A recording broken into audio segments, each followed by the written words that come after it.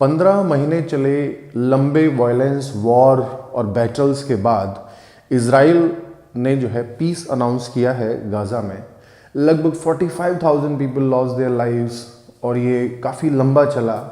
और इस सब के बीच में ये भी कुछ चीज़ें देखने की रही अब कि भाई शांति हो गई है तो जो हॉस्टेजेस हैं या पैलेस्टीनियंस हैं जो भी एक दूसरे की कैप्टिविटी में हैं उन्हें रिलीज़ किया जाएगा। गाज़ा में बहुत ज़्यादा जो है विनाशकारी घटनाएं हुई। अब ये पीस तो आ गई है, लेकिन इसके बाद का जो जियोपॉलिटिकल मामला है, नंबर 1 जो इम्पोर्टेंट बन जाता है यूपीएससी एस्पिरेंट्स के लिए, इंडिया इजराइल रिलेशंस। दूसरी बात, जब हम इंडिया की बात करते हैं ये हमें समझना पड़ेगा कि इंडिया के ऑल टाइम फ्रेंड्स हैं, एक इजराइल है, एक रशिया है।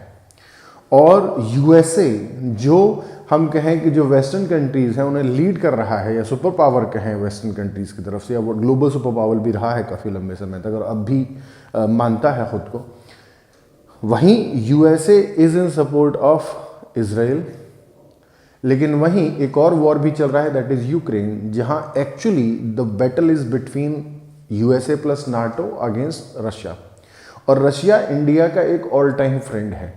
तो यहाँ पर इंडिया का देखो 2+2 वार्ता हमारा यूएसए से भी होता है, 2+2 हमारा रशिया से भी होता है, 2+2 हम इसराइल से भी कर रहे हैं। अब इस सब के बीच में जो इंडियन फॉरेन अफेयर्स या फॉरेन पॉलिसी है उसे और इन तीनों ही रिलेशंस को और थोड़ा सा हमें समझने की ज़रूरत है। हालांकि एक चीज़ और समझने की है, जब इजराइल बना तो इंडिया इसके फेवर में नहीं था।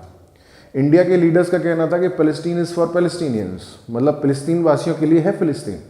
लेकिन फिर भी इजराइल बना और इजराइल को मान्यता भी मिली। हालांकि फिर जो हम देखते हैं कि जो सेंट्रल एशिया है वहाँ पर जो खासकर यूके और यूएसए का इंटरवेंशन हुआ तब इजराइल इस्टेब्लिश हुआ, तो वो चीज़ें भी हैं। तो यहाँ जो जियोपॉलिटिकल सिचुएशंस बन रही हैं, यूपीएससी एस्पिरेंट्स को चाहिए कि 2+2 ये तीनों ही, चाहे इजराइल का है, यूएसए का है या फिर रशिया का है, इन तीनों को ही हमें अच्छे से ध्यान रखना पड़ेगा।